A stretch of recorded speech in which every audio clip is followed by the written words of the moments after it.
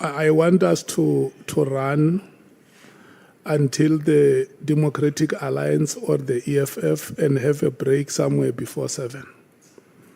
So it is in your hands. Honorable Sangweni, your hand is up.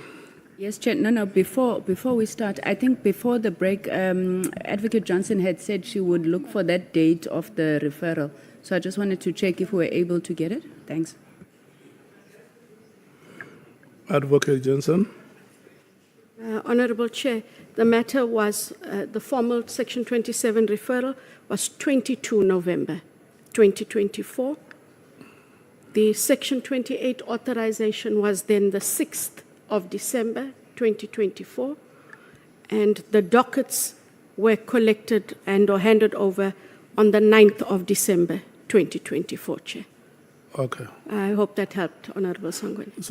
So, honourable members, the time allocated to you, it is not compulsory that you must use all the minutes. If you have run out of question, you just pass the microphone to the next speaker.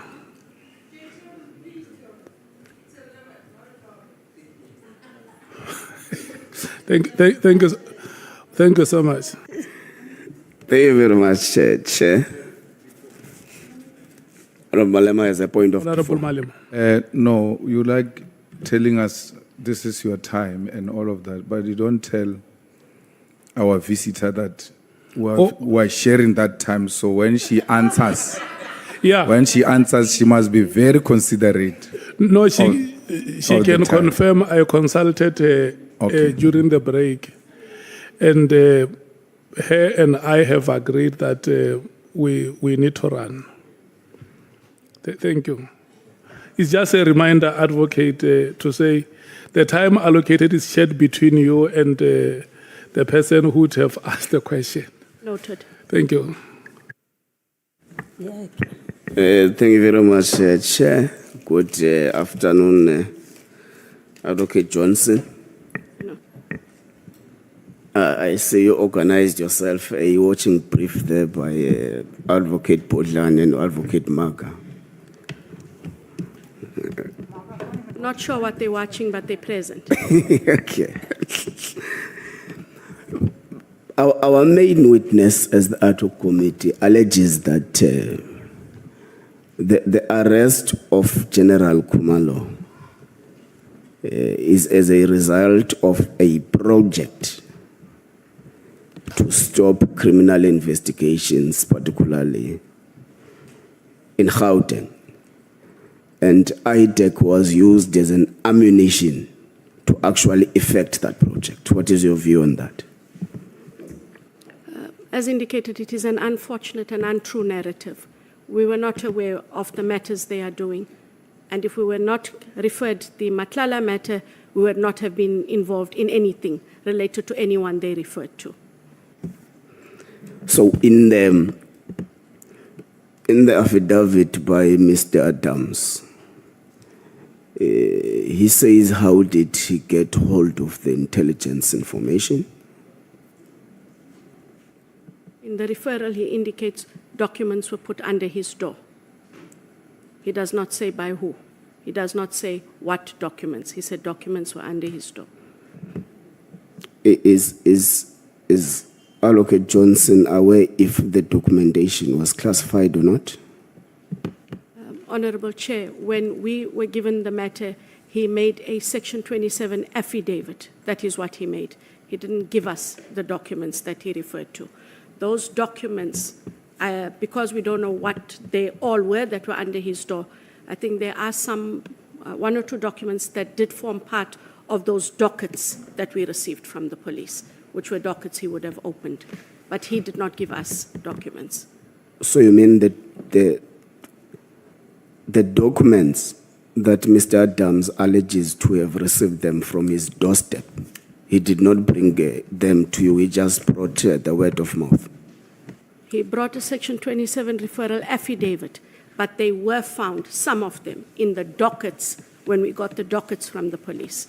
So from the side of IDAC, you are not aware whether it was classified information or not? No, at the time of the receipt now? No, Chair, and we also can't tell you how many documents he allegedly received under his door. Okay. So, the only form of evidence at your disposal at the time when Mr. Adams came to IDAC was the affidavit, the Section 27 affidavit. That is correct, Chair, at the time he made that affidavit. Okay. There is an allegation that IDAC is actively participating in a well-coordinated attack against General Mkhwanazi, General Masemula, and General Khumalo. Are you aware of that allegation? I have heard the allegation. There's no truth to the allegation. I indicated earlier if that is how IDAC operated. There are criminal matters that are in the IDAC space. If all that IDAC wanted to do was go out on a witch hunt, nothing precluded IDAC from arresting and placing both Generals Mkhwanazi and Masemola on the court roll when I took office in 2022 or any time from then till now. We did not do that because there wasn't sufficient evidence in the matters we have. There's also no witch hunt against Lt Gen Khumalo because there were no matters brought to IDAC prior to the referral by Mr. Adams to IDAC about him. So there is no witch hunt on any of those officials. Okay, but do you not think that the manner in which IDAC responded to Mr. Adams' complaints is actually fitting to that narrative? Chair, to clarify, the only reason, and I say so respectfully, that there's a buha is because Lieutenant General Khumalo was arrested. I can almost guarantee if his co-accused were arrested and not him, there would have been no questions asked. No buha was raised about the first matter where the CFO of crime intelligence was arrested. This was about the arrest of the head of crime intelligence, not the arrest of the crime intelligence officials. Okay. Is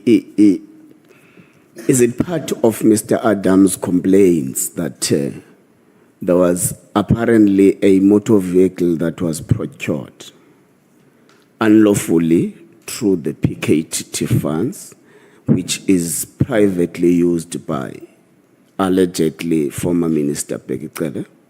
Was it part of the complaints registered to IDAC by Mr. Adams? Not about a vehicle for the previous minister, no. Okay, so it's not part of the complaints.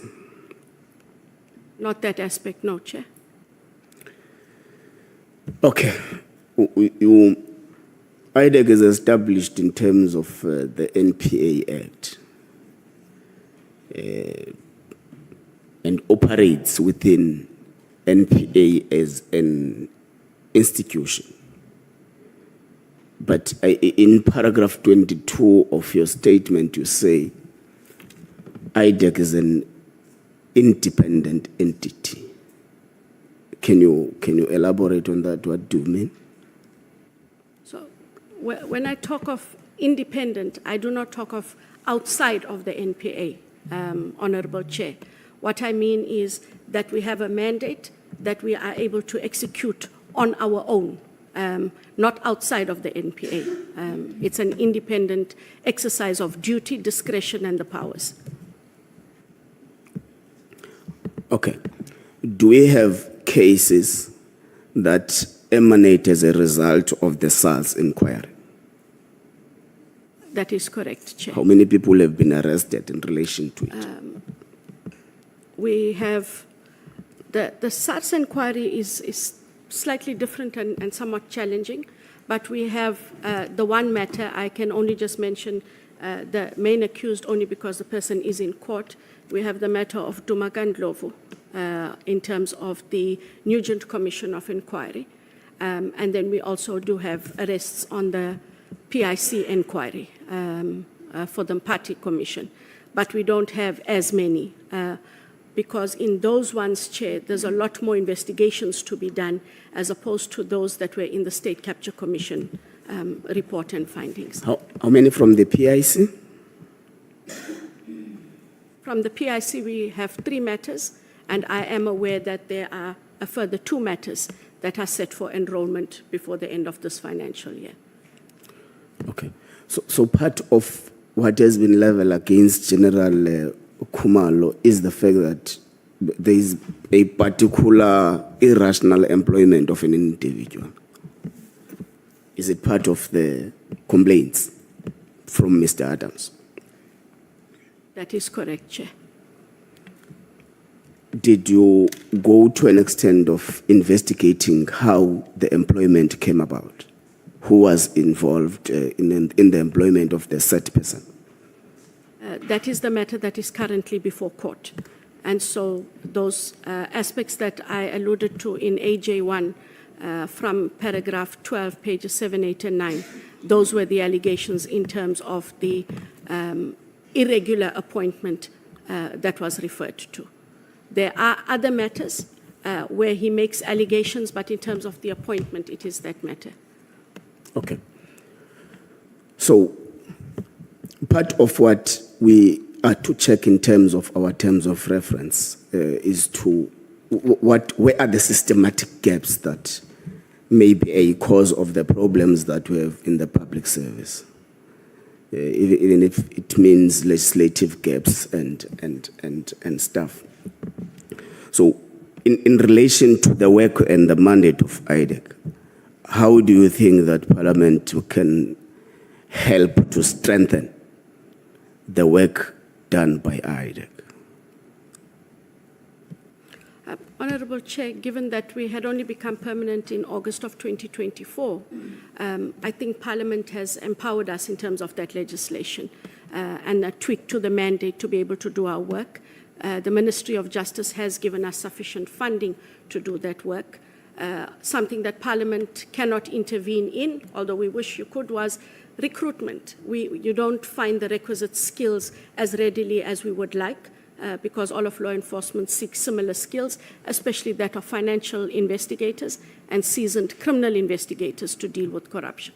But I know that government had, I can't remember the program, but we have to work on a coordinating mechanism between law enforcement across the board. And what will strengthen IDAC, SAPS in all of its shapes and forms, SARS and the DPCI, is the ability to collaborate, to be able to discuss where we are in terms of strategies, matters, and processes. We currently work as we work. We do engage. But I do not think that we have made a concerted effort to coordinate our efforts so that as law enforcement, we are seen to be dealing with things in a structured manner, and we're all moving in the same direction. We tried to with FATF, worked, and maybe that is the kind of coordination help we need, where it becomes coordination is an accountability mechanism. Chair, thank you. No further questions. Thank you so much, Honorable Sokanyile. Thank you very I know much. today you are galloping. You are galloping like a horse. You did it the Usain Bolt way. Thank you very much, Chairperson. Let me go straight to you, Advocate Johnson. On paragraph 29, you indicate that the key challenge in relation to crime intelligence is the use of funds. You have raised that, whereby you are saying that crime intelligence is critical to fight against crime, especially organized crime. But the key challenge now to it is the use of funds and the lack of accountability thereof. What and where are the gaps in relation to this accountability? Can you reflect on that? So these would have arisen from previous investigations that were done and not in IDAC. I've also been listening when the Auditor General does come to Parliament to make her reports about the challenges in getting documents, supporting documents, the ability to engage with crime intelligence.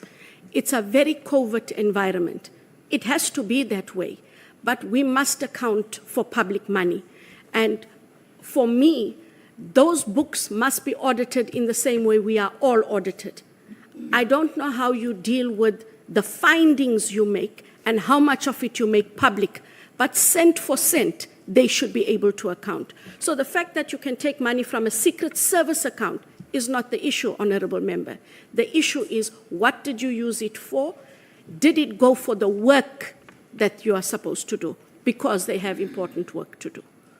It's the checks and balances that perhaps the Office of the Auditor General must be able to come up with, in the same way that she's been able to guide municipalities, for example, to be able to do proper bookkeeping. And also, I'm not sure how the oversight role, or the role, sorry, Honorable Malema, the role of the Inspector General works, and whether or not access to accountability in terms of the Secret Service funds are part of that mandate. And maybe that is where Parliament needs to look. You have these two bodies. Are you doing what you're supposed to do in order to account?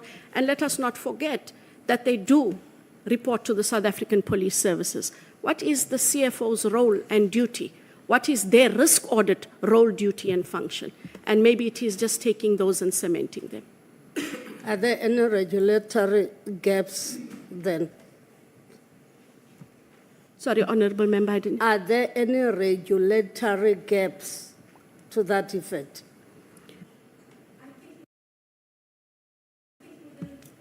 Sorry, I think within their own standard operating procedures, there are accountability gaps. Because of the Secret Service account, they are allowed to operate in secret of that account. I don't even know how much of it they account to the South African Police Services in terms of their chief financial officer. So internally, there are gaps about how they have to account for the money they use, only in the Secret Service account. The account that is open and audited is the open account, I guess, for everyday use. Okay. Then looking at paragraph 25 to 26, you make reference to the former CFO of Crime Intelligence, Mr. Solir Lazarus. This seemed to be your departure point when you are talking about corruption within the crime intelligence. You are raising that issue of the CFO. Does this not show a sense of being biased towards crime intelligence, simply based on one example that you are giving us? So there is no bias, Honorable Member. What I seek to do is to indicate how I have knowledge of that working. And it is actual knowledge based on a criminal matter and a criminal prosecution for which he was found guilty. This was the huge matter. Apologies. I'm saying that the issue of the CEO was the biggest issue if you are talking about corruption within the crime intelligence. Yes, at that time. And what has happened, which is unfortunate, over the years, we have had members of crime intelligence, senior members, asking for investigations to be done in crime intelligence for the misuse of funds. What is unfortunate, Honorable Member, is none of them are prepared to depose to affidavits. So it's not as though this has stopped or dissipated. People within that environment are really reluctant to make affidavits, especially about the use of the secret funds. This has been so even in investigations that the DPCI would have been asked to look at. They do not want to talk about it. So we're unable to help them So it's not that it started and stopped with Major General Solly Lazarus.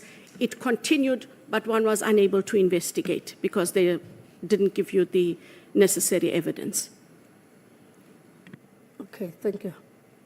When Lieutenant General Mkhwanazi was here, claimed that IDAC is divided into two rogue sections.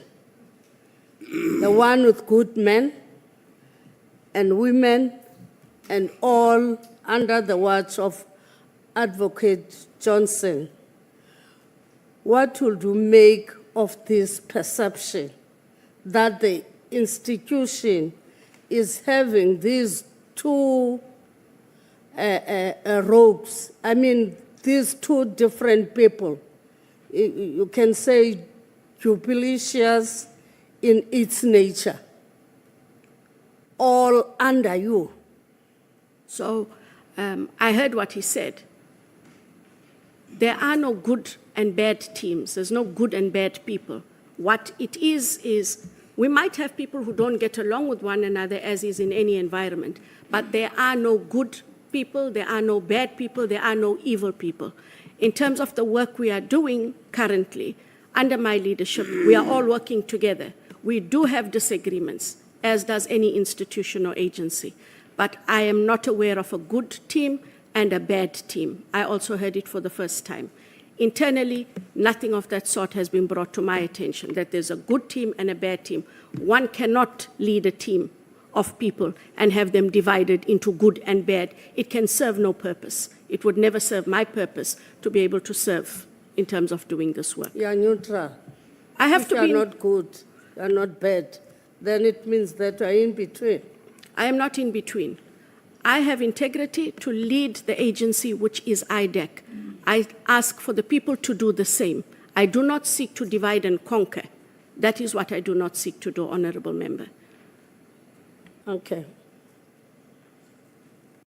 Then, with reference to paragraph 61, that Mr. Padiachi was headhunted. What is the relationship of Mr. Padiachi and Advocate Johnson's husband? So this paragraph is a paragraph that refers to him being appointed in IDAC. He was not headhunted by me. We make it clear that he was appointed in the time of my predecessor, Advocate Hermione Cronje. We can get those documents from HR if we need them, but Advocate Hermione Cronje would have motivated in 2021 why she required the services of Mr. Brian Padiachi. I do not know what he was doing at the time. What I can allude to is, because he was in crime intelligence, I have no doubt that him and my husband would have encountered one another. In what shape or form, I cannot answer. I do not know. But I cannot dispute that they would have known one another. He's not a friend of your husband. He was a colleague of my husband when he was in crime intelligence. Not at head office and not in Pretoria, from what I understand. Okay. I'm subject to correction. But he was at crime intelligence in KZN. And as officials, I'm sure that they would have engaged. So the claims that were made by former Minister Bheki Cele to say that Mr. Padiachi was a close friend of Advocate Johnson's husband. That would be for the ex-minister to answer. I'm not sure where he gets his information from or in what context the ex-minister would have discussed any relationship between my husband and anyone else, let alone Mr. Padiachi, Honorable Member. With reference to 65, this is my last one. You indicate that yourself and your husband, you don't discuss work-related matters at all. Is that correct? Absolutely correct. I have taken an oath, and I uphold my oath I was very clear, Honourable Member, earlier, and I wasn't trying to be funny when I said it. I will not compromise my oath or my integrity, not even for my husband. I've not had reason to discuss my work with him. There's absolutely none, nor does he have a reason to discuss his work with me. And that is why I was at pains to say, up until today, I don't even know where his office is. I only know if he says he's going to head office where the CI head office is. And that is how we've been able to operate. It may seem like a fairy tale. It is our truth. Absolutely that we do not discuss the work. Do you want to tell me that you can see there's chaos within the subs, all down? You cannot even say, hey, how is the situation or the work environment now that we heard what Mkhwanazi said? You don't even discuss that. We do not discuss. You didn't even discuss when Mkhwanazi was on TV. You didn't even discuss that one. When Mkhwanazi was on TV, we were watching the expose together. What I did remember saying is, I really cannot believe, for all the respect I have for the General, that this is what he is saying, as he casts aspersions on the ID and IDAC and or mentions my husband. That is as far as the conversation went, was the media expose, and exactly what was being said there. That is it. So it's not that we didn't discuss that aspect, because it was there in the media, and only what was discussed there. Okay. Today you are from this ad hoc committee. You mean you'll simply go to bed and not even ask how was your day at work today? No, that is different, Honourable Member. That's normal things. I have to ask him how was his day. He's going to ask me, how are you doing? I hope it went well. Well, I hope he's going to ask me that. Okay. And I hope he says to me, I hope you're comfortable with what you had to do, because he understands that I take this work seriously. So he will ask how I am. What went on in the ad hoc committee, he'll watch on the news. If he hears or sees something, I think the first question he's going to ask, how dare I say I would not compromise my oath and integrity for him? Is that how much I care about him as a husband? But that would just be a side issue. There really is no need. But the husband and wife things get spoken, me. Okay. That is what happens. So it's not that we don't talk. You have never discussed about crime intelligence issues. If it was me, I would say, hey, today I had this and that and that. These people of crime intelligence. And so what I said is what I said, because I can't change it. It is our truth. And I wish there were lots of things, Honourable Chair, that I could have discussed with him. I don't know if it would have made my life easier, and I would have had better answers for this committee on why I do what I do, but I've given you the honest answer that I have. Thank you. Okay, thank you. No, thank you so much. We are moving to Honorable Skosana and Honorable Shong without any waste of time. Honorable Malema, just a moment.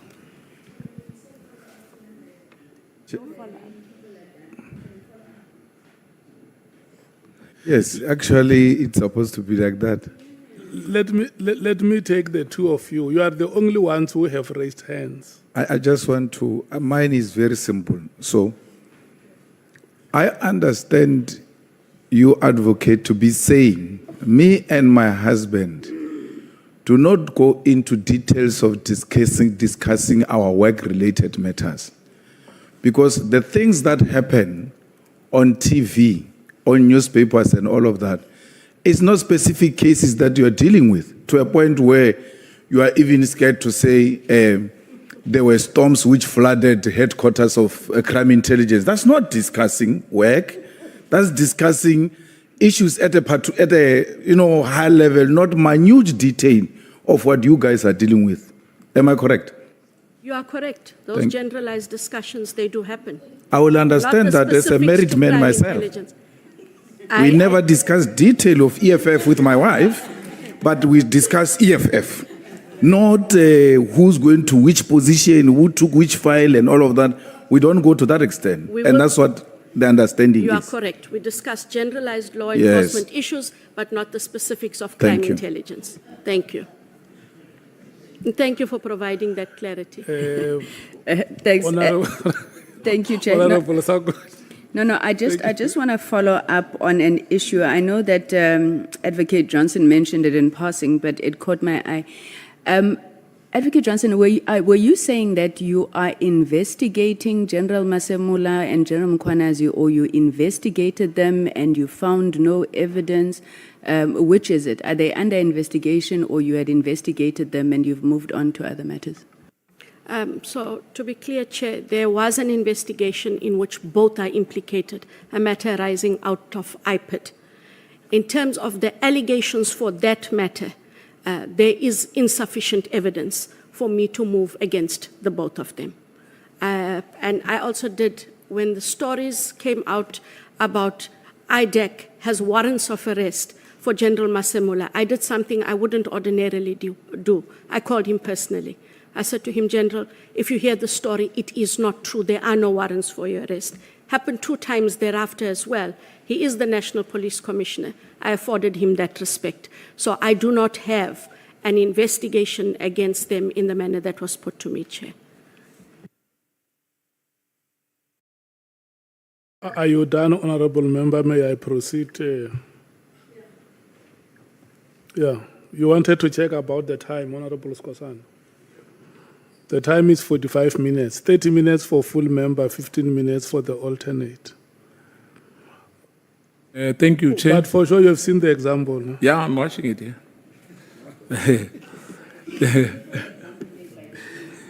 Thank you, Chair. And good afternoon, Advocate. Afternoon, Honorable Skosana.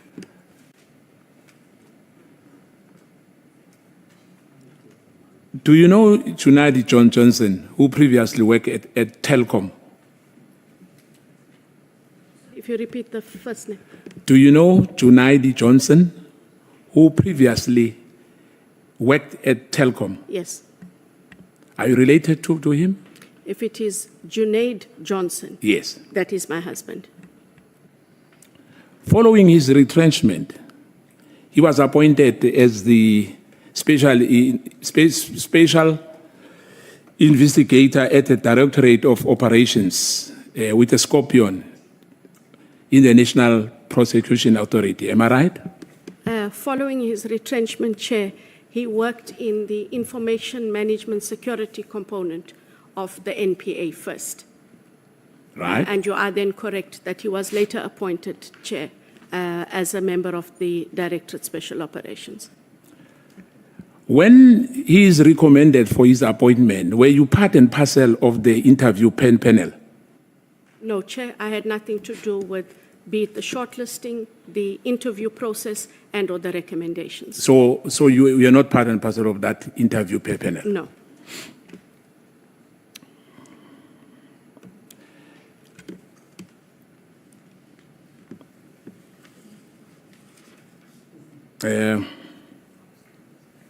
So you confirm that you were not part and parcel of that interview panel? I was not part of the interview panel for Yes. the position of special investigator. Yeah, or any other where he was interviewed? There was, Chair, a later position where I was part of a panel, but when he had to go in for the interview, Chair and honorable members, I was excused by the panel because I had, at that time we were married, and so I did not sit in the interview of Mr. Johnson. I was excused. I did not. No. Advocate, I just want to get clarity now. Before you recuse yourself, were you part and parcel initially of the panel? For the same post? You were part and parcel of that? That is correct, Chair. So there was no conflict of interest in your view? There would have been a conflict if I remained when he was being interviewed for that post. When he had to come in for the post, I was excused from sitting in on the panel. So he was interviewed by other panel members. I was not part of it. Okay, I'll come back to that. Because prosecutors deal with highly classified and sensitive information, am I right? Correct, Chair. Do you know Tyler Shabalala? Advocate Chabalala is a prosecutor in IDAC. We'll get back to that as well. Understandable, one will expect certain level of security clearance in relation to prosecutors, especially in the leadership structure and in respect of senior prosecutors you have. Now, by virtue that they've got a high profile and they do complicated investigation and prosecution, am I right? Correct, Chair. Yourself, have you been subjected to any security vetting by national intelligence agents and provided with a top security clearance? Your mic? Sorry, I have been throughout my career as a prosecutor, and I do have my top clearance certificate with me. I am currently in top secret status in terms of clearance. How many prosecutors do you have which were subjected to security vetting by national intelligence, NIA, you used to call that because they change names every time, and who were provided with security clearance certificate? Honorable Chair and members, I do have that information. It is on my laptop. If you'll give me an opportunity, I can access it. But everyone, all investigators and prosecutors, Chair, are obligated to fill in the security vetting form, and the vetting process must be undertaken by state security. The vetting is in various stages of completion, but security clearance certificates have been issued for various staff, Chair. If there's a specific individual, honourable member, that you would like to know about, if you would indicate, and as soon as I get an opportunity, I will check it. I do have it. But you can confirm that every prosecutor which you have, and investigators, they've got top clearance certificate? Every prosecutor and investigator in IDAC has a level of clearance. Many of them do have top secret. For those who do not yet have top secret, it goes back, Chair, to the fact that it is state security that does the security clearances, and we rely on them in terms of them finalizing that process or expediting the process. But all documents have been submitted to state security. Are there any instances where any member of your team failed the security clearance? If yes, how many? None that I have been made aware of, Chair. In terms of how many, you said we've got 128, but that also includes corporate services, honourable member. services. Now, Just a moment, Honorable Skosana. Oh. Honorable Malema has a question. Prosecutor Chabalala, the honorable member is asking about, does he have a top secret certificate? I will check it and revert in a moment if I can. It's not a secret to indicate who has and what the levels are. I did ask for that information. I do have it on my laptop, Honorable Malema. in terms of demographics, can you perhaps, because you just mentioned, people of color, how many do you have? Out of the 128, Yes. if I could just, sorry, honourable member. Out of the 128, only 18 of them are white, which means the people of color are 108. Yeah, but I want us to break it down. Africans, how many Africans? 91, Indians? 16, 16, Coloreds? 3, 3. yes. And the white 18. Yeah. Who from SAPS referred the corruption allegation of Vusmuzi, known as Ket Matlala, matter to IDAC? It was a general from the risk audit section of the South African Police Services. He's the one who referred the matter to you. That is correct. And what have you done about that? The referral was in terms of Section 27. We've declared an investigation, and we are busy with an investigation into the irregularities or the alleged corruption.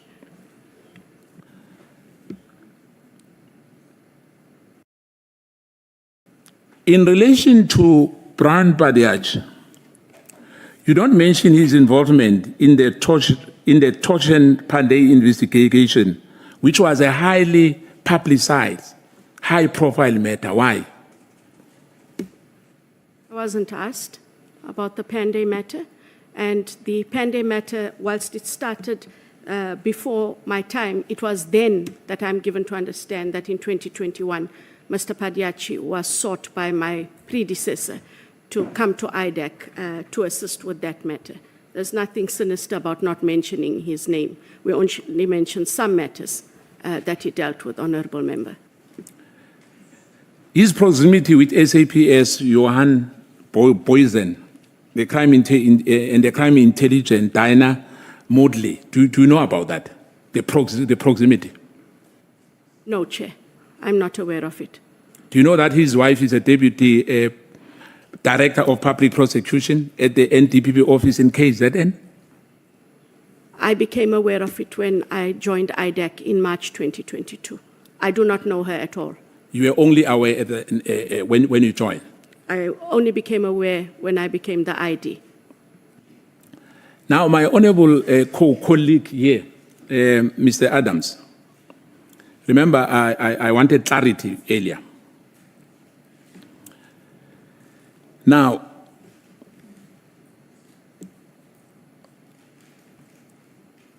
I want to find out from you. In fact, I'll finish with my colleague Adams.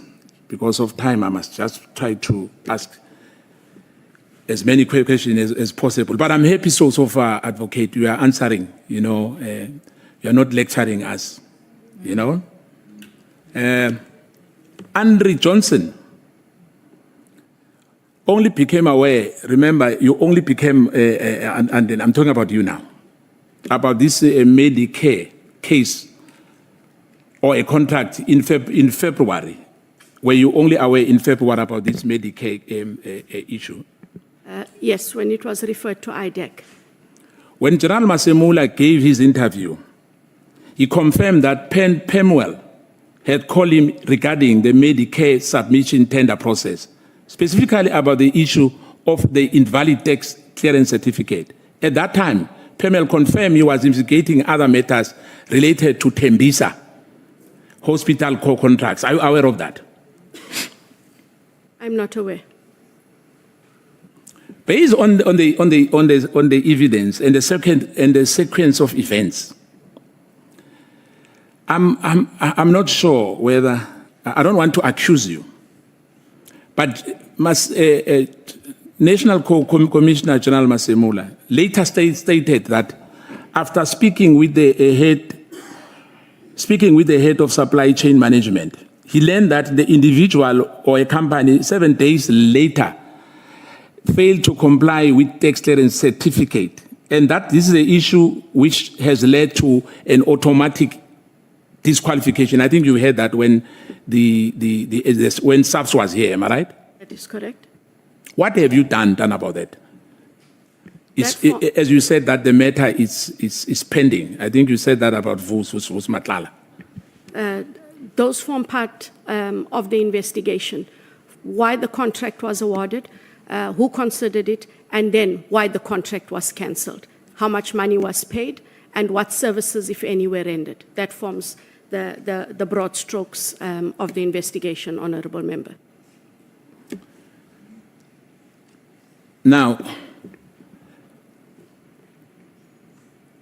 your husband, you said you don't discuss anything with your hubby when it comes to work-related issues. Am I right? With regards to his environment and my environment. Yeah. Now, with whatever happens on the 6th, when General Mkhwanazi spoke about the issue, because as an officer like yourself, your husband is like you. If there's crime, you must report it, am I right? Are you asking if I must report? Yes, and your husband as well. I can't tell you what those the responsibilities are, but as citizens, of course, when something comes to our knowledge and we have proof, we must be able to register a criminal matter. Now, if I may ask, because we're talking about the issue of dockets, if anyone, any South African in this country, can go to you, to IDAC, no, when I'm saying to you, I'm talking about IDAC, and say that there's docket missing, is IDAC going to act in the same way they did with my colleagues Adams? Simple answer on that one is yes or no. Can anyone be treated like my colleague, Honorable Adams, when there's a missing docket? That's not what Adams complained of, and we won't look at a missing docket. He made allegations that are different and said the dockets were missing. Yeah, I'm saying the same, any ordinary South African come and report like what Adams, the same scenario. If the person is making a Section 27 referral of a matter that falls within our mandate and says, I opened cases and those dockets are missing, of course, we would have to look at it. Were you aware about the Khumalo's arrest, including the time, location, and the manner in which it was to be carried out? Honourable Member, the operational part of affecting arrest, search and seizure fall within the ambit of the Head of Investigations and Operations, which is Mr. Sissoko. I knew that which day all the accused were contacted for them to make themselves available. Were you aware that he's going to be arrested? I was aware that he was being called on the 26th of June to avail himself at the Brooklyn police station. Same with all the other co-accused. And I'm not going to leave that one. Remember, he was arrested at the airport.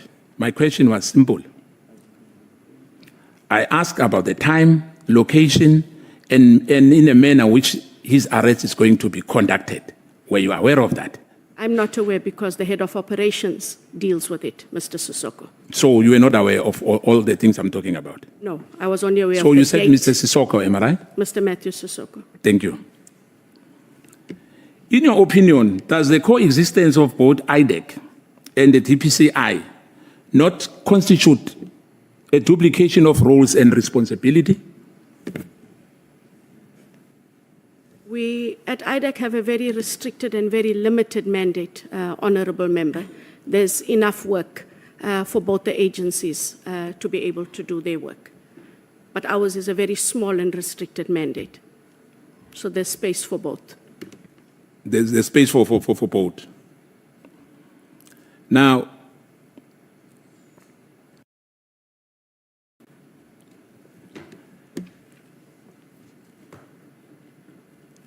are you getting funding from international funders or anybody?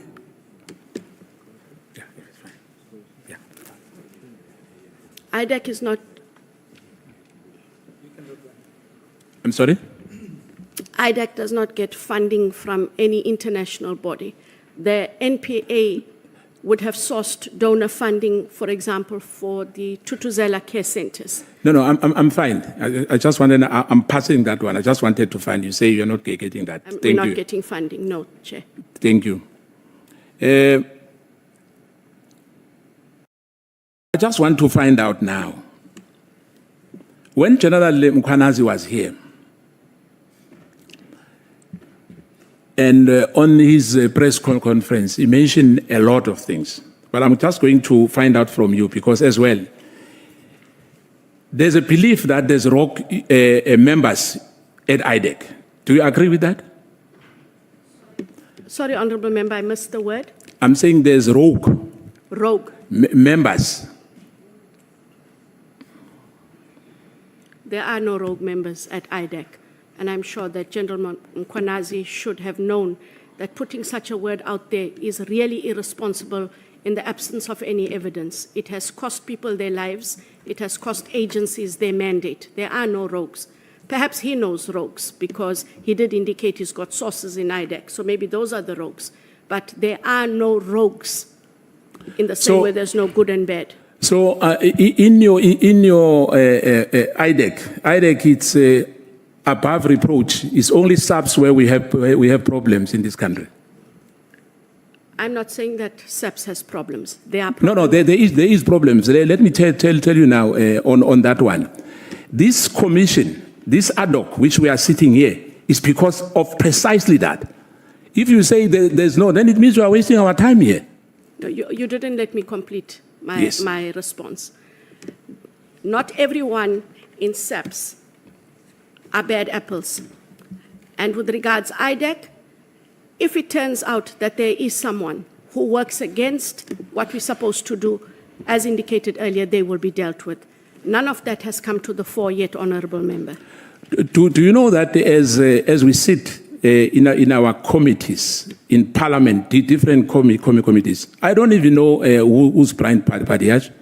I don't have interest in him. But we know the names. That there's Sunel Pelachon, there's Thailand Peperumal, there's Brian Padiach. I don't know them. They've cost other people's life. Some people have been persecuted for many years. Are you not aware of that? So if you can give me details, I'll answer you. But if you are talking about the Chetties who have made spurious allegations, you asked if I'm not aware of them. Yeah, wait. Don't be emotional. No, we're not, Chair. No. Don't be emotional, please. Hey, through you, Chair. No, wait. Yeah, I'm saying through you, Chair. I'm not emotional. Wait. Honorable. Let me withdraw. Yeah. Let me withdraw that quick, because now my members are intimidating me again. Honorable Skosan. Yes. Advocate Johnson. No, the way for me. For me, it's emotional. Honorable Skosan. But you are emotional. Honorable Skosan. I'm saying for me. No. Yeah, but Honorable don't James. talk to me. Chair, Wait. Can you he's talking to me here. Wait. No, but he mustn't speak to me. He must Wait. speak to you, Chair. Wait. You must not talk to I'm saying Wait. everyone says he's emotional. No, I won't back off. Wait. Oh, Marumo Fast. Marumo Fast. Yes. Look, ne? It happens in life that a man and a woman can peacefully stay together for a very long time and fight in a short moment. So, Honorable James and Honorable Skosana, since we use these chambers, you have been sitting like twin children in harmony. Can we continue to live the way we have been? The peaceful coexistence we have seen between the two of you is admirable. And then yourself, again, Honorable Skosana and Advocate Johnson, I am presiding over these proceedings. And the least I can show you is my respect. It's your choice to reciprocate. I can't impose it on you. You have a choice if you want to reciprocate. Let's continue. Noted, Chair. Chair, in good spirit, if I've appeared to be aggressive for you, my thousand apologies. Accepted, Honourable Member. Thank you. And I'm happy to proceed. Yes, maybe you proceed.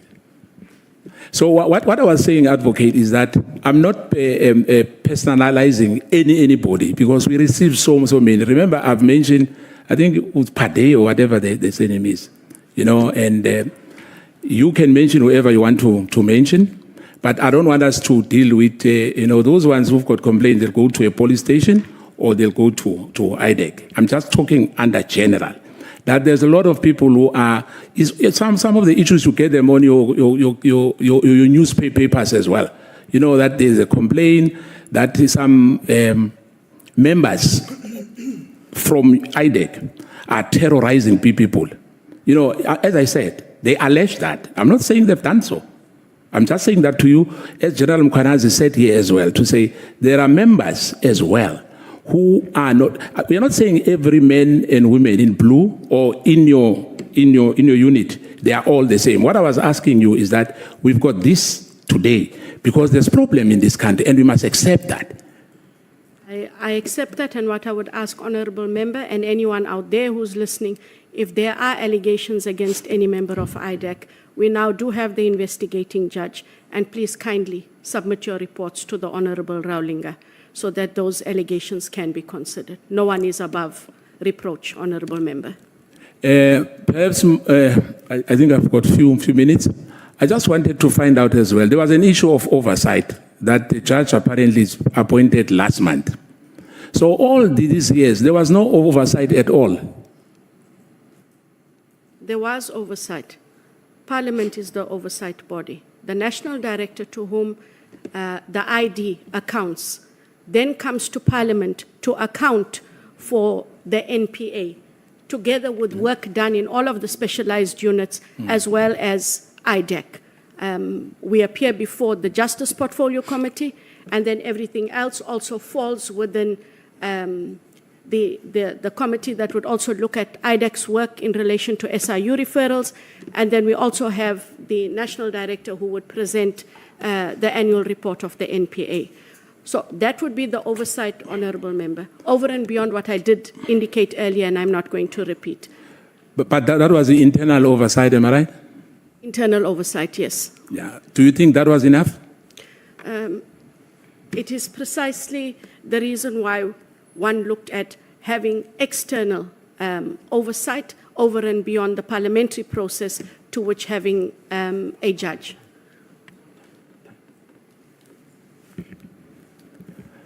I don't want to chow too much time for my colleague here. I'll hand over to Ms. Honorable Chongwe. Am I fine, Chair? Yeah, no, thank you so much. Is your hand up, Honorable Sokanyile, or is it down? Anyway, if the hand is not up, it is down.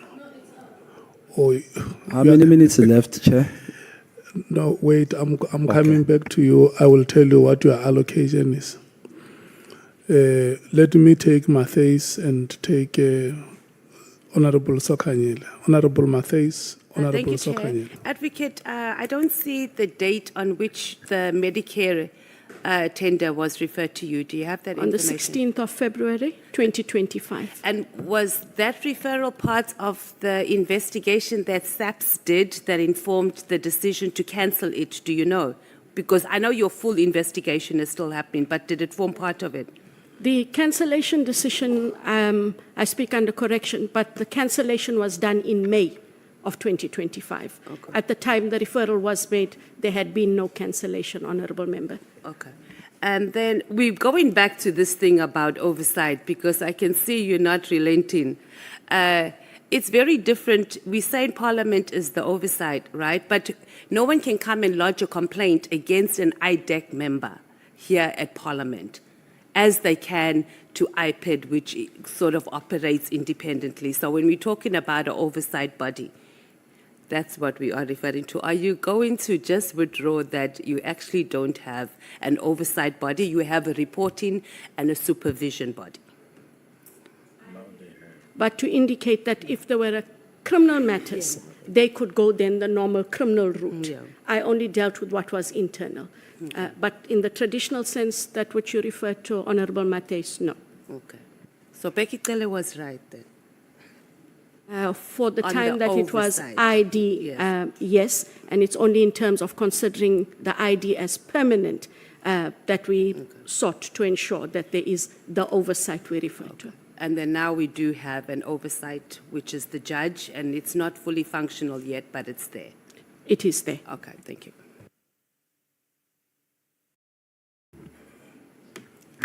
Thank you so much, Honorable Sokanyile. Thank you, Chair. Advocate, when there were interviews and your husband happens to be one of the people who was going to be interviewed. Then you you excused yourself. Then when shortlisting was done, because you were part of the panel, what happened? The shortlisting, I did the shortlisting of others. I did not shortlist him. So when it came to him, the panel adjudicated over the shortlisting, whether or not he was suitably qualified and or experienced, honorable member, and I also then didn't sit in the interview. When the list of shortlisted candidates was then presented to the panel, he was one of the persons that was shortlisted. So you were part of the panel that was shortlisting.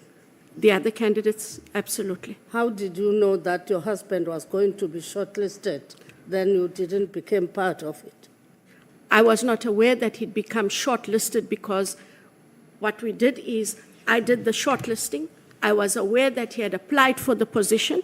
I did not adjudicate over his CV and his capabilities and whether or not he was suitable. Then it is the other people who shortlisted him alone. The other people were part of that shortlisting. The Chair. other candidates. I'm not following, sorry. I'm saying that if you are saying that you were not part of your husband, but for others you were part, I'm asking if you participated for others, then when the time came for your husband, you recused yourself. How did you know that your husband was going to be shortlisted? Didn't you influence that your husband must be shortlisted so that he must go to the interviews? Honorable Chair and members, when he was shortlisted, he was considered by the panel. I became aware when I was back into the room, he was one of the shortlisted candidates. I didn't shortlist him. When we did the interview, we had agreed I will recuse myself from the interview panel, which I then also did. So I didn't adjudicate on his CV. I knew that he had applied. We did the shortlisting. When they were shortlisting and they pulled up his CV, I left the room and the shortlisting was done. I became aware when I got back into the room, honorable member, he was shortlisted. Yes, I became aware. Why didn't you recuse yourself from the very onset, knowing quite well that your husband was an applicant? That should be your last Yeah, it's my last. follow-up because it must not become opportunistic. No, I'm saying that why didn't you recuse yourself from the very process when you knew that he was an applicant? I accept that in hindsight, honorable member, I should have, but because I didn't go into his shortlisting and the actual interview for him, I didn't see the prejudice because the panelists were more than capable of arriving at a finding. I take your point.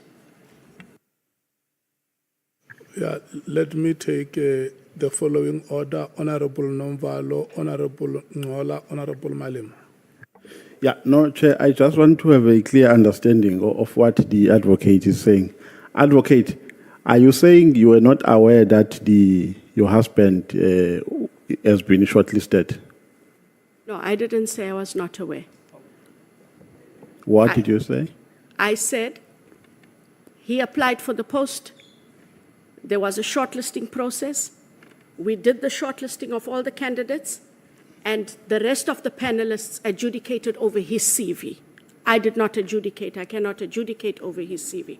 And when the final shortlist came out, he was shortlisted. I accept the position of the honorable member. I should then have perhaps stepped off completely. But I stepped off during the interview of himself. Or you only stepped off during the date of the interviews? No, during the time of his interview, yes. During the time of his interviews? Yes. And then when you were doing the final selection, the adjudication, when you were selecting the final name, were you part of that process? The other panelists did the final selection After the interview? Yes. Were you part of that I process? was part of the process. when they recommended the candidates, yes. So but you- I couldn't adjudicate, honorable member, because I was not part of that interview. So you were part of a process that agreed on the name of your husband to be appointed. That Are you satisfied, honorable member? Yeah, no satisfaction is something else, Chair. I've heard what she's saying. That's what I want to check, because Point of clarity, sir, we before now you- move to Honorable Ngola. No, Chair, I also have heard what she's saying. Thank you. Honorable You can Mali. pass. Chair, I must say I'm very disappointed, Advocate, in what you did, because I'm happy you are agreeing that on a hindsight you realize you did the wrong thing.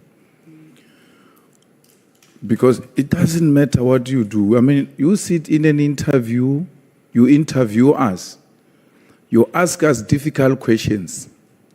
When your husband comes, you leave.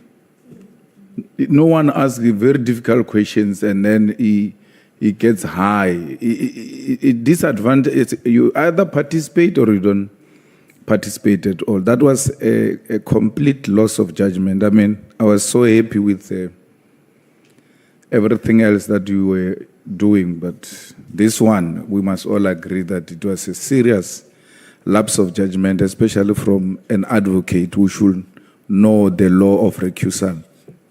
Thanks, Chair.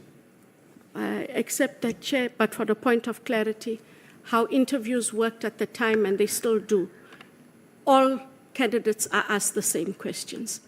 So he would not have been advantaged or disadvantaged, because all candidates are asked the same question. But for the rest that you have commented on, I take it, Honorable Look, Malema. What honorable members are saying is that morality and ethics may not be legislated. It's out of human conscience. And sometimes the examples that you may want to set in life. That's essentially what they are saying. It may be a practice elsewhere at the workplace, but out of human conscience, you just say, look, here I think I can conduct myself differently. I accept that, Honorable Chair. And Chair, we don't ask the same questions at JSC. That's the only place where I've been where we interview people, and I've never had us asking the same questions. You miss one, you don't sit at all. Yeah. I'm coming to you. Okay, let me check. Do you have a query, Honorable Skhosana? I just wanted to check if my time was over from you, nothing else. No, you are. No, Can you protect me once again? I'm asking you. That's exactly. I'm getting answers. That's exactly what. And, that's exactly what I'm on to. And you know what I want to request from you is self-restraint, and allow the chair to do his work. Because if you act in common purpose, you forfeit your rights. You see, when you are being attacked, allow the chair to protect you. But if okay, let me tell you, when you started, it was 12 minutes before 5. And you were supposed to have run for 30 minutes. So you ended at 17:14. And it was out of your own volition. You just declared it that, look, I'm stopping here. So now the time that is left, which I'm allocating, is 15 minutes to Honorable Shongwe. It starts now.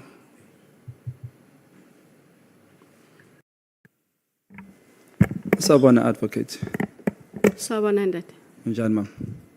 Ngiyaphila. Ngikhathele mari ngiyaphila. Hayi bekezela ntombazana. Ngifuna ukhalalisela uhusband wakho ngathi ngingafunda Ayo kuyena. ngcono ukuthi ngifake i-divorce. Hayi ungayifaki cha. Ngeke ngikwazi ukuphila ngaleyo ndlela yokungakhuluma. Ngifuna ukuthi ungicacisele lana before ngene endabeni le engize ngayo la kuwo. Uthi usuke ekhaya husband unominatiwe for ukuthi eze for interviews. Wangasho lutho wathula wathi tu husband. Husband nami asihambi nekareli 1 asebenzanga ema officially 1 lapho integrity yami Yeah. ngeke uzokwazi ukungishukuza ngeke ungithole ukuthi ngamtshena ukuthi kukhulunywani imibuzo ithini akukho lokho. No, ngibuza ukuthi akafika ngendlini ajabulile athi hey mama yazi I got a call, I'm going to be interviewed ku IDAC or whatever, I'm just saying. IDAC at DSO Yeah, yes. Azange akutshela ngithole I call to be interviewed. ungitshenile vele. Ukutsheli. Yes. Then you didn't decide from lapho ukuthi uphume kule ndaba, but you decided let me continue singene ku selection and then ngiyohlika mase ngihlika lapha sesim interview yakho. Vele ngishilo ndade kusho ukuthi if ngibheka ngemva kungcono if ngasikhipha kuyona. Angizange isikhiphe, angikwazi ukushintsha lokho enzekile ngalelo sikhathi. Njengommeli angiyena ke mina ummeli advocate angithi umthetho awuphukanga somewhere lapho noma mhlawumbe awuvulekanga iloophole yokuthi singathi lo mthetho awuhambanga kahle lapho Ngokwami ngokomthetho. yeah, angazi ngomthetho ngithi ngokwami ngasikhipha. So ngokwami angizange yenze into mele ngingayenzi. Mari ngiyaniswa ukuthi nithini. Yiko ngithi ngalelo langa vele mhlawumbe kuzoba ngcono if ngasikhipha completely kuyona leyo process. Angizange isikhiphe kwi process yonke ngasikhipha kwi cesha mase umuntu uyangena for i-interview. So usiyavumelana sinawo ukuthi kukhona la usola khona ukuthi awenzanga kahle. Ngalendlela ekhulunywa namhlanje vele. So mangathiwa agreverse ukuthi baba aphume emsebenzini ubungavuma still. Angikizwe kahle. If it were to be said your husband must recuse himself from the post or position he's working because there was a loophole or a slight mistake in that of hiring him, there is that gap nje engatholakala. Would you agree that he must resign? Kuphi nendawo akasebenze DSO. Kuleyo interview leyo. Yes. If bathi ngomthetho mele asikhiphe. Wawuthola lo msebenzi yena. What did he get hired? So Yiko ngithi if umthetho ukhona wayibheka wathi la mele umuntu asikhiphe abuyele emuva le waqala khona angabe kule position for which waba ne interview vele mele asikhiphe. Ngeke ngime kwindlela ukuthi akhishwe as a result of umuntu athi ngcono ukuthi usikhiphe completely from the interview process. So uma ufika ekhaya namhlanje uzomtshela ukuthi baba besikhuluma ngawo lapha eParliament bayasola bathi mele uyikhiphe noma babahlala nomhlamba uzothula njengoba nixoxa into enje. Lento akusinto ngizothula ngayo. Sengikwatile ke vele hayi ngawo. Ngikwatile ukuthi mhlamba ngokwami mele ngiyenze ngenye indlela ngalelo sikhathi. Mase ngibuza phela manje sesiyitholile inkinga. Uma ufika ekhaya uzomtshela baba hamba resign. Senze iphutha. Ayikuthi I resign akukho enze. Akaqhubeka asebenze. Yena azange yenze into wrong. Nasidlule lapha mama. Kunenkulumo engifuna adlule kuyo la. You said honorable Skhosana mayikubuza la. Honorable Shongo, just a moment. Honorable Malem. Advocate, the husband is no longer in the same position where you participated. He was in DSO, he's now at Crime Intelligence. That is correct, Honorable Member. Thanks. Okay. Thank you, Honorable Malema. You said Babu Mkhwanazi, General Mkhwanazi, he must be careful. Lento ayikhulumile has cost people lives. You said that, right? That is correct. Whose lives are those? So, in terms of the use of the word, and maybe I used the wrong word, it cost people their livelihoods. I correct myself. It cost people their livelihoods because those words were used very loosely within the ambit of SARS. And there is evidence and testimony to where people were victimized and lost their livelihoods. I correct the word of lives. Did he mention names of those people? This person and this person, they are a rogue unit. I don't get the question. Did he mention names of those people? Did Mkhwanazi mention names when he said there's a rogue unit? within IDAC. Yes, wherever he said there's a rock unit. I don't recall whether he mentioned names, Honorable Member. So how do you get to where you say he caused people's livelihood? No, Who are those people? I think we misunderstood each other. I said the use of the word rogue unit shouldn't be used loosely in the context of who we are as a country and law enforcement. When it was used previously, which was within the ambit of the SARS Nugent investigation time, people lost their livelihoods. So the word should not be used loosely. I did not mean anyone in IDAC lost their livelihood. Kukhona into ngesizulu kuthiwa washintsha udludlu yayazi. No, angidluli nix in that. Ngakhuluma le ngayikhuluma, angizange isiphikise, angizange ngisho ukuthi khona e-IDAC. Ngathi mase sisebenzisa leyo gama inama connotation. Ama connotations awona ngasikipha as the past. Angizange ngisho ukuthi ubaba Mkhwanazi wathi mase wasebenzisa le gama bakhona e-IDAC balahlwe umsebenzi or livelihood. Okay, let's remove IDAC, but kukhona balahlekelwe yimpilo noma balahlekelwe indlela abaphila ngayo, you said that.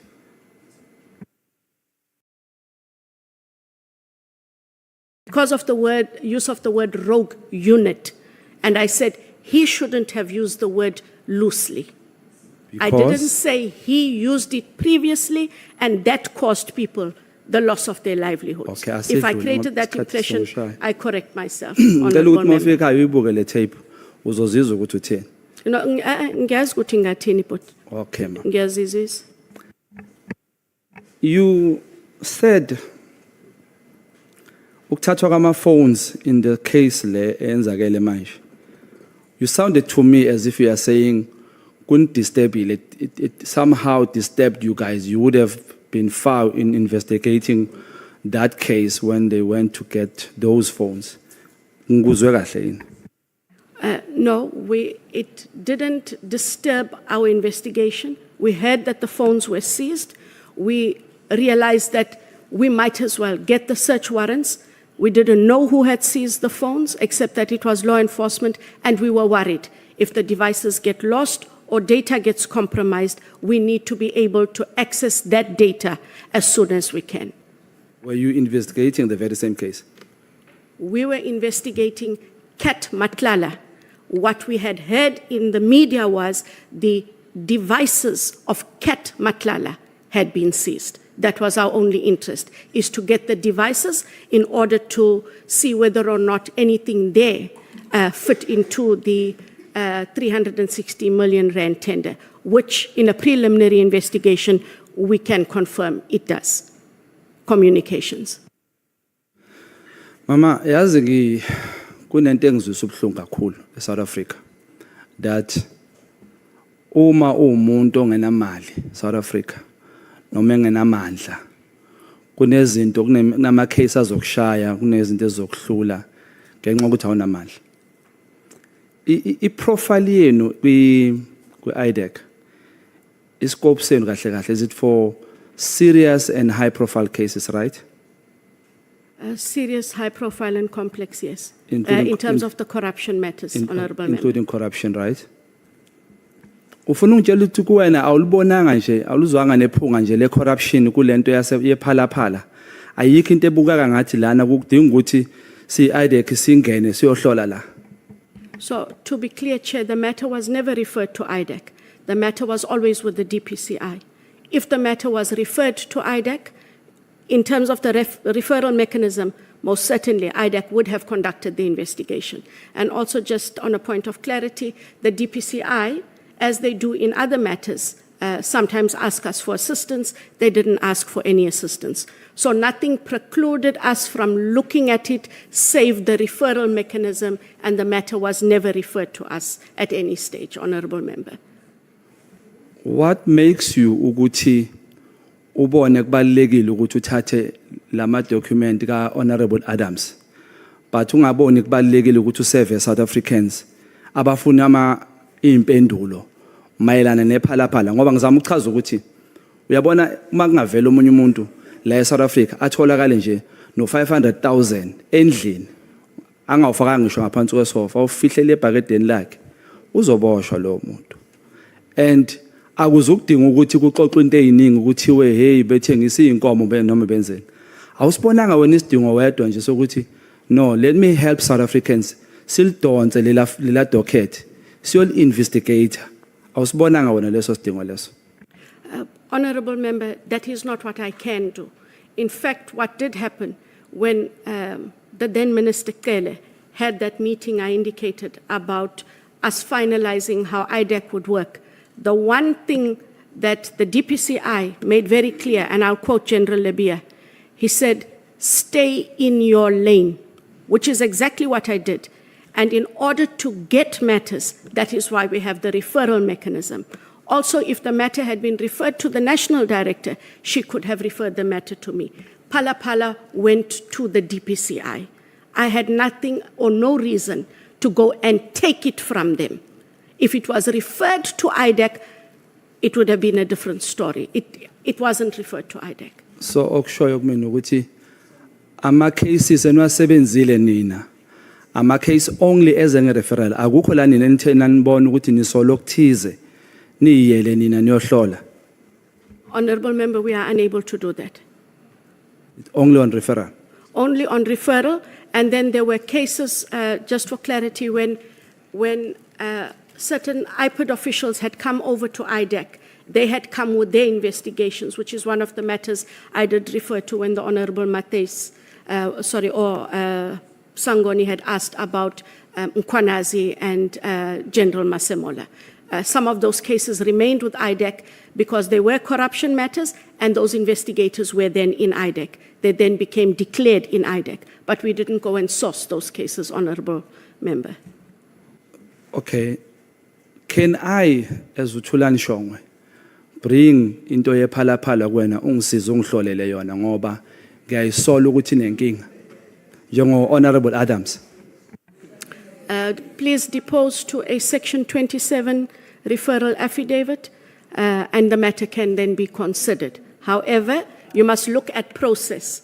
Where the matter is currently, it is a challenge. There was a decision not to prosecute. The National Director must review that decision. That decision has not been made. For us to take on a matter and start an investigation... Just to interject, are you talking about the classified file, the docket? Are you talking about classify the classified? Sorry, you are talking about the Pala Pala matter? Yes, are you talking about that? Yes, I'm saying that the Pala Pala matter, there was a decision made not to prosecute, at least that is what I recall, by the DPP for Polokwane. When a decision is taken, Honorable Shongwe, not to prosecute, then it has to go to the National Director, because I do believe there are people who made representations for the matter to be reviewed. The National Director must conduct a review. I cannot start an investigation now because a decision was made on that evidence not to prosecute. Yeah, ibhlungu yona uyayibona kodwa ngoba baningi abantu emalokishini abacela. Your time is up. Is it up? Okay. Yeah. Ngiqedelele le question noma ngiyiyeke. I know. Your time is up, Honorable Shongwe.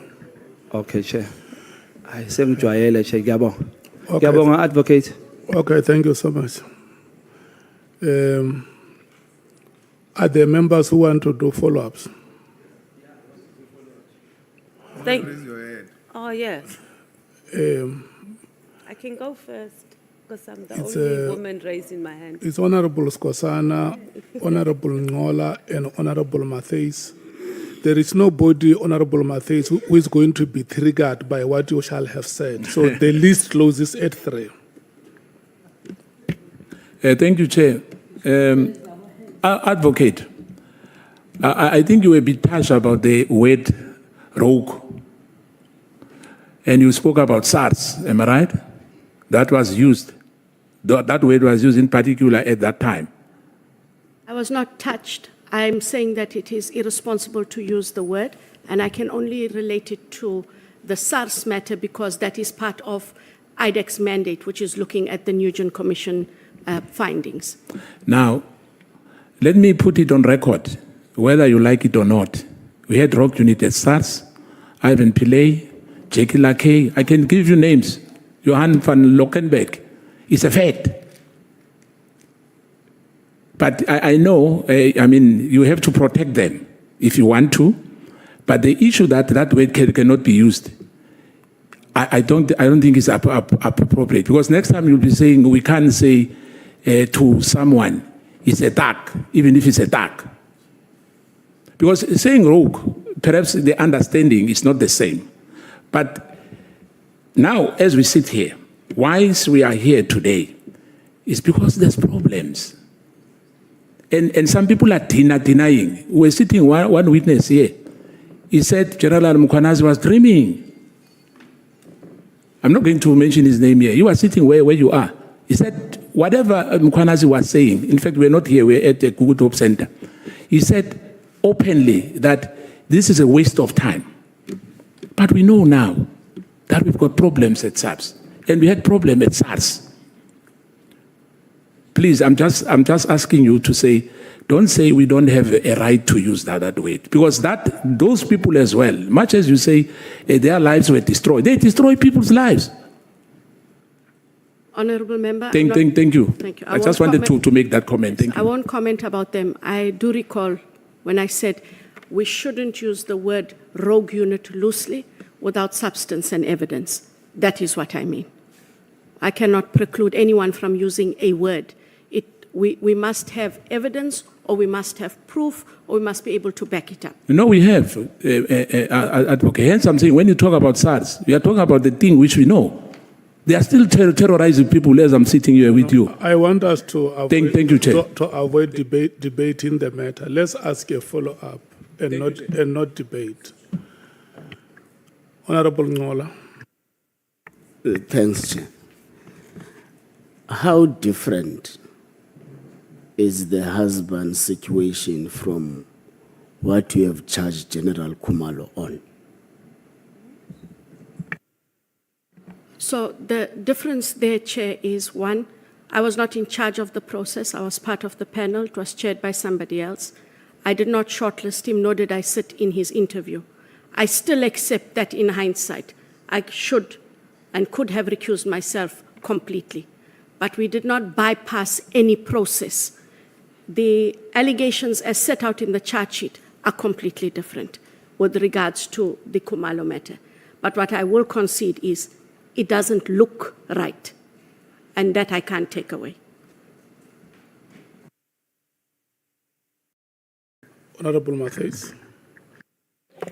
Mine quickly, Advocate. Referrals, anybody can do referrals as long as they fill out a section. Is it section 27? As long as it is an affidavit that they depose to. Okay. Because that forms the basis, almost like a complainant statement. Okay. And then you said that when they seized the phones of Mkhwanazi, you got worried and you didn't know who.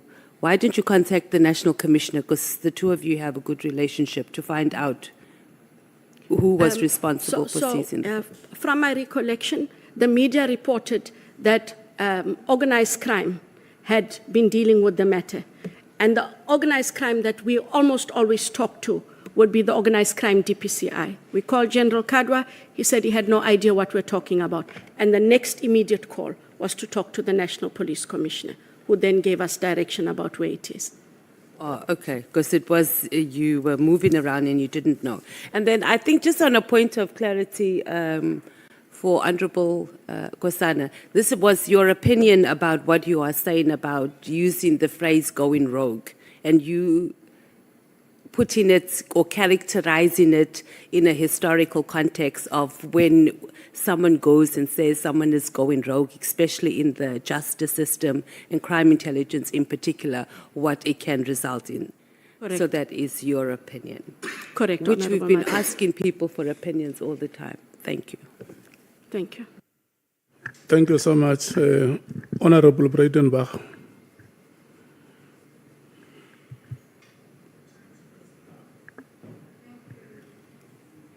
Thank you, Chair. Until what time do I have? Yeah. I'm allocating you 45 minutes. So after yourself is going to be the EFF before we break. How many minutes, sorry? 45. Oh, Lord. Honourable Chair, may I ask for an indulgence because Honourable Breitenbach is going to have is given a longer time. May I ask for a quick comfort break, if that is in order? It is not her alone. No problem. We can all do However the it comfort. works, a 45-minute stretch, I would just like It's not a her comfort alone. break. I'm giving you 5. This is your break alone. Nobody goes out. Okay, please don't time me. I thank you for the Yeah, indulgence. it's only you who is allowed to go out.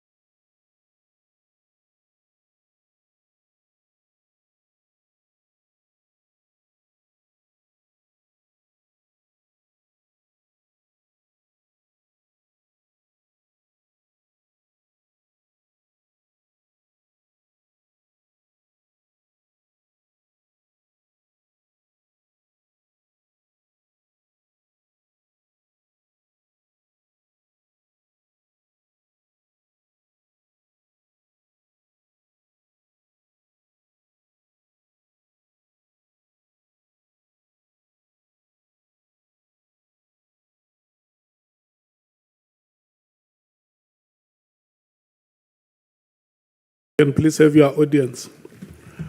The next 1.5 hours is your time, 45 minutes each. 45 minutes for the full member, 30 minutes for the full member, and 15 minutes for the alternate. So we're going to run until 7:20.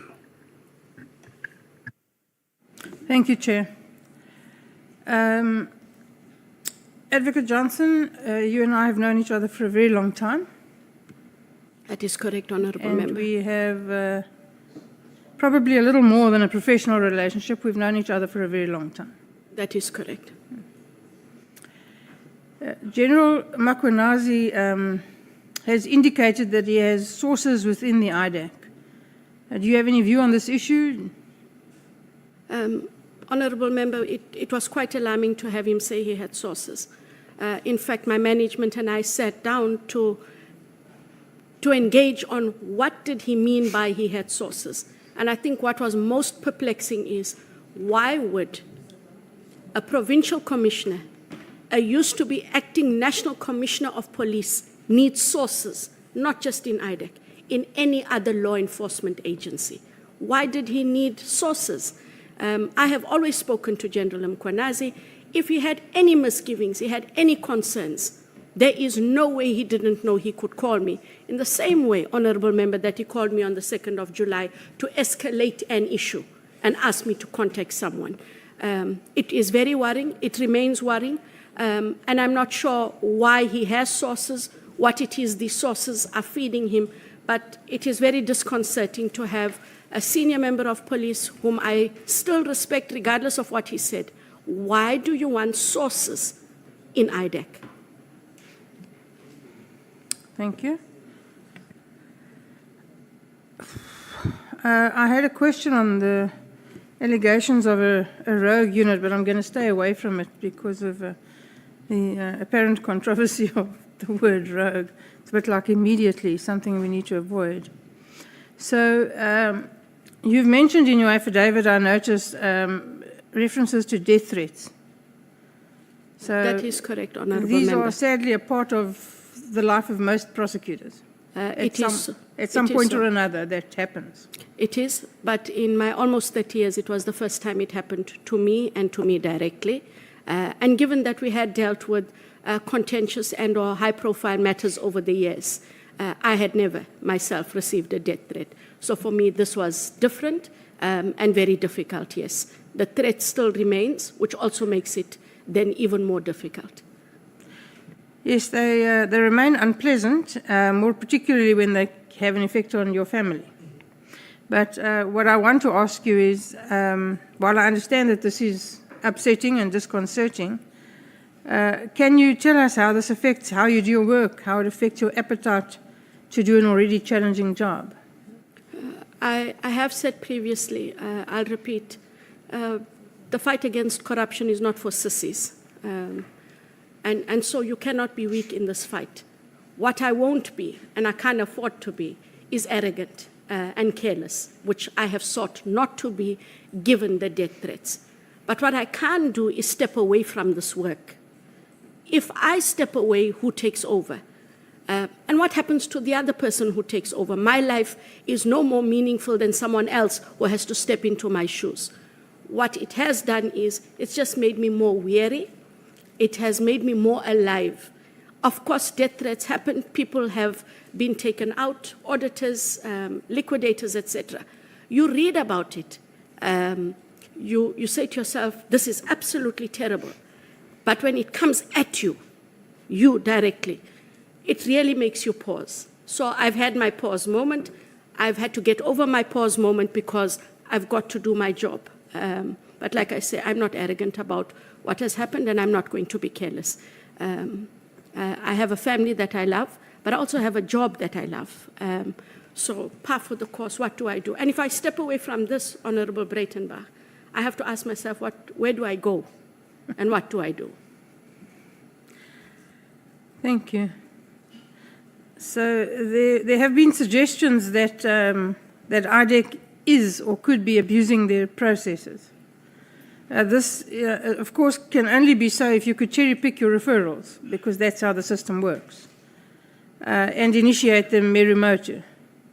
So Section 27 referrals, in my experience, don't work like that. Could you just briefly explain the process of a Section 27 referral and how, and whether or not you are restricted then to the prosecution of only corruption and organised crime, or can the net be set a little wider to include other charges once it has been referred? Thank you, Honourable Member. So the intake of the matters and how matters come in is restricted by the Section 27 process. But once you have decided that it falls within the mandate and are able to take on the matter, your investigation can be cast as wide as your mandate allows, over and beyond just the allegations that were made, if, as part of your investigation, other evidence is unearthed.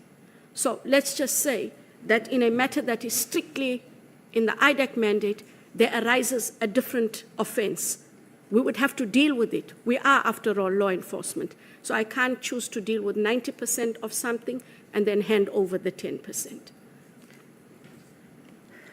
Thank you, Adv Johnson. The IG report on the crime intelligence property purchases.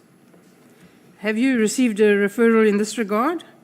Have you been placed in possession of the report? And if not, do you know why or where the holdup is? Honourable Breitenbach, I was aware that the Inspector General was looking at the procurement issues. And I was made aware that the Inspector General would be submitting a report. And there was an indication that the Inspector General was to make a recommendation because IDAC was seized with some of the crime intelligence matters, because by then some of the arrests had been made, that those matters would be referred to IDAC. They were never referred to IDAC. I have not seen the report, and so I do not know if, in fact, that final recommendation was made for a referral. I also don't know the extent of what all he would then have investigated. I'm not sure why it was not referred, if in fact a recommendation was made that it be referred to IDAC. Thank you.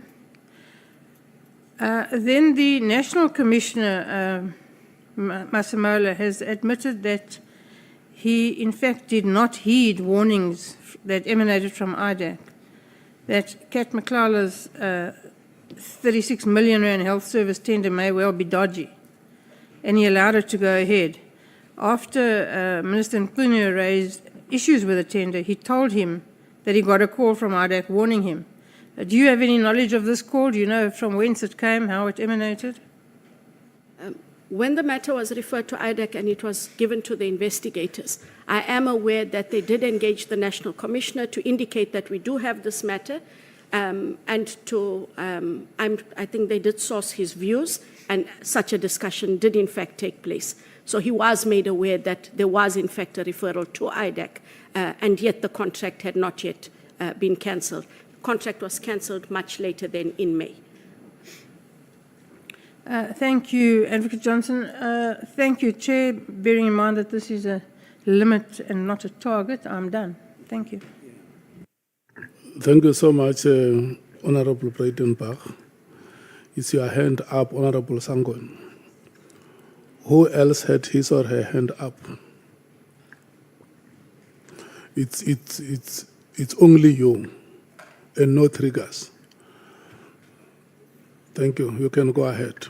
Thank you, Chair. No, it's a clarity-seeking question, Advocate Johnson. So, what I understood on Advocate Breitenbach, Honourable Breitenbach's question was that the National Commissioner had been made aware that the contract was dodgy before the Minister asked him to look into it, which would be before December 24 or something. Now, he had said, no, it's fine, and he continued. Are you saying that he had been informed by IDAC before December, or it was only when the referral was made, which I'm assuming is after the 24th of December, that you then indicated to him that you already had a referral? That is correct, Honourable Sangoni. I'm not aware of what engagements the Minister had with the National Commissioner, but after the matter was referred to us, we made the National Commissioner aware that IDAC is looking at the tender, yes. Not that there was a referral from someone else. It's the same referral from SAPS. It's the same referral from SAPS of the 16th of February, Honourable Sangoni.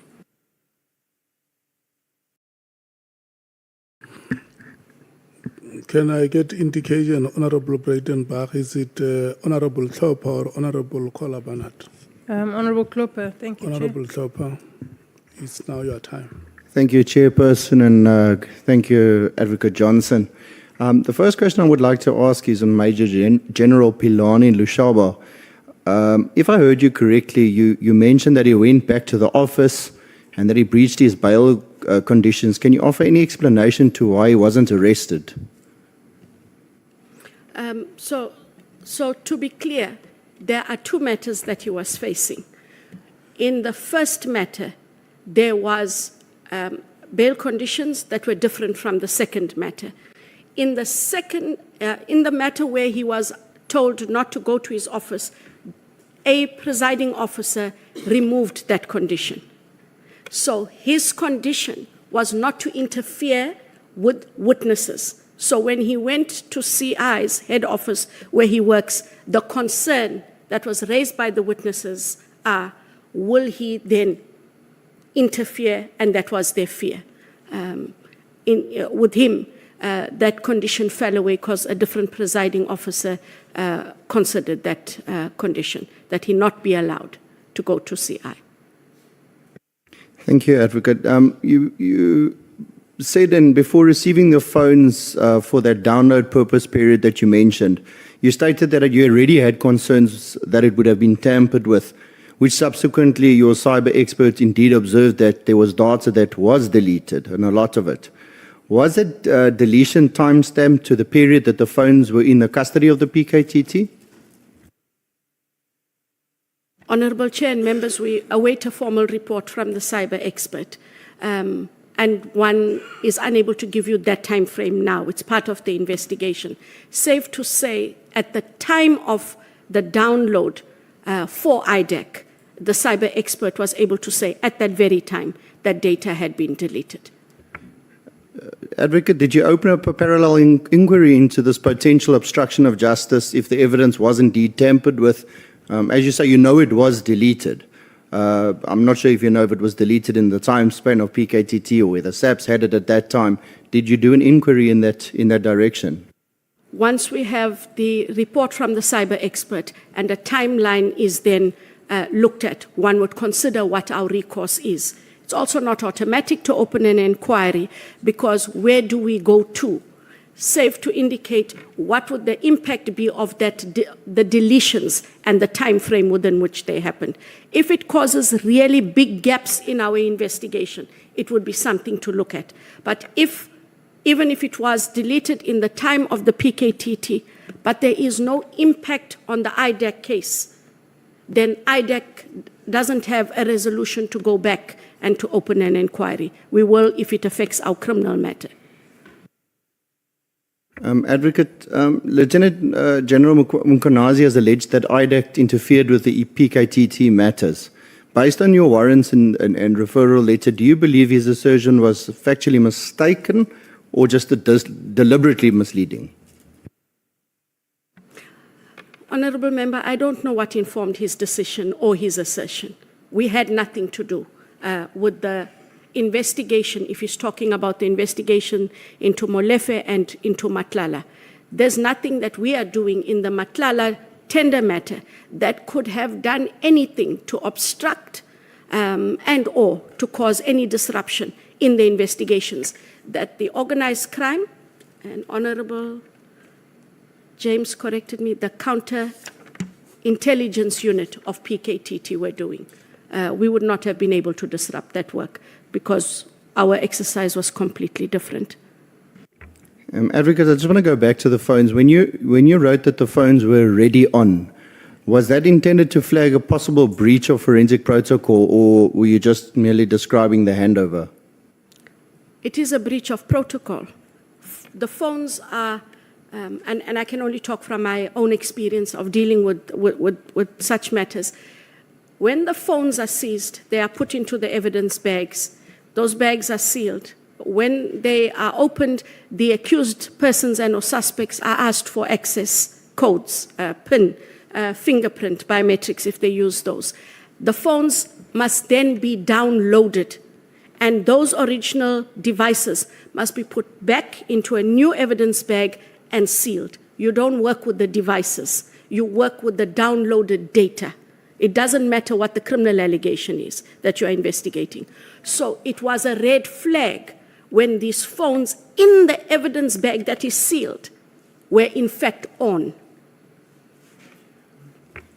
General Sabia, when he was here, he commented on crime intelligence and actors with the similar capabilities that they could both delete and insert data or messages specifically on devices. And I probed him and asked on him, as well as civilians, he agreed. Would you agree with this assertion that this can be done, especially on the insertion part, not so much the deletion? I think the deletion we all know. Yes, take yes, phone, obvious. put on, click, delete, delete, delete. I mean, it doesn't take a rocket scientist to do those. Correct. But I am unaware, I heard what he said, but I'm unaware of crime intelligence or anyone else in law enforcement having that capability. He should have backed it up, because that is a serious allegation to make, because if I remove myself as the ID, as a normal South African citizen, it would cause sleepless nights about who all can access our devices and plant information to implicate us. I'm not aware of that capability.